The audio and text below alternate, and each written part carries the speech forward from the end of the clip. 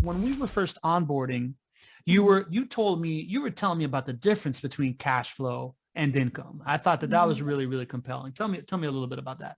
Yeah, and I'm glad we're starting there because I feel like in a lot of people's minds, cash flow and income are really synonymous, right? Like your income does dictate to a certain extent what your cash flow will be.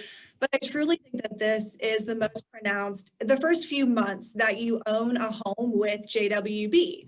Naturally, you're purchasing a home, and unless you close on the first of the month, there's going to be some sort of prorated rent involved, right? Every time we place a resident or when you acquire a new home into your portfolio, there's a tenant placement fee involved with that. So that can cut into the cash flow pretty well immediately, especially if that first month is prorated. On top of that, if it's your very first investment with JWB, we have a $400 escrow that we keep on hand for smaller maintenance items. But those are all collected passively through that rental income so that you don't have to send us money, right? We'll collect rent from the residents and we'll apply that towards these debts, if you will, the tenant placement fee, that $400 escrow. So you are receiving income, if you will. However, you're not going to see that income hit your bank account until that tenant placement fee is paid and that escrow account is full to the $400 minimum. So with that, I think it's really insightful to bring up the difference between you're going to see the benefit of income, especially on your 1099s, right? Your W-9s that you're getting at the end of every year, your Schedule E. But you may not see that income hit your bank statement until maybe month 2, month 3 of your ownership of the property. So as you're describing that, I'm hearing short term versus long term, right? Like cash flow is something that happens in moments. Income is this thing that you want to look in a holistic picture. And it echoes a lot of kind of just JWB core beliefs of this, like the long-term viability of a relationship is the income. The cash flow is just kind of like how many properties can I close or whatever, right? Like you're looking at it in a holistic way as of not just seeing a 30-day window, but kind of like a performance in the life of the investment and the 5 different profit centers. Is that kind of like the where it's at?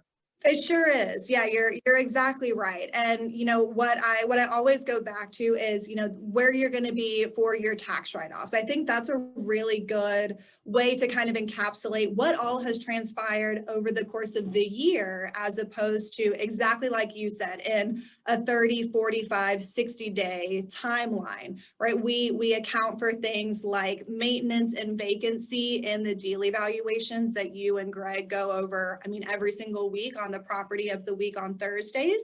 And so we're accounting for things like that. And we can acknowledge, right, that tenant placement fee, 1 month's rent right when you close, that can be a big hit to the return. And that's why we exclusively focus on those 2 and 3 year length leases, so that you're only incurring that expense once every 2 or 3 years. I know Greg references a lot. Our average length of stay is actually over 4.5 years because our property management team is successful in renewing over 74% of the leases that come due on an annual basis. And so with that, we're also avoiding another tenant placement fee because we're not placing a new tenant. We're just renewing the residents that are already in the home. That makes a lot of sense, right? So now as you're moving into this space, you're moving into kind of like something that I would love to talk about, which is, and we get this a lot on the show, right? Like, what's the difference between the property evaluation that people are seeing and how the investment actually performs, right? Like, what is the performance of the investment as a portfolio manager? What are your thoughts on that? Like, are these, how does one experience between the property evaluation to kind of like the feeling of investing in this thing and the benefits? Yeah, and so I think that what I love about working here is we're a very data-driven company, right? We have this return on investment tracking tool that the 4 owners of the company use on a monthly basis. And they are looking and seeing what percentage are we actually seeing for maintenance? What is our actual vacancy percentage, right? And those are the figures that they're including in the return on investment tracking tool. And this will give you, I think, a really honest insight into what you should expect as an investor. What I like about it is it's a really great opportunity for me as the person that's building and maintaining these relationships with clients is I get to kind of under promise and over deliver on what they even expect from their deal evaluation, right? If you're expecting 6% of your return of that year to go towards maintenance and we don't have much maintenance that pops up, well, now your returns are higher than what we expected. We expect a 3% vacancy. So when we can avoid that vacancy for 4.5 years, well, now your returns are buffered, right? And then when it does happen, because it will happen, I joke that in life, the guarantees are death and taxes. And in real estate, the guarantees are maintenance and vacancy. It will happen. And I think that we're really transparent about that in the deal evaluations. But when it does happen, your returns are pretty well in line with what we told you to expect when you made the buying decision.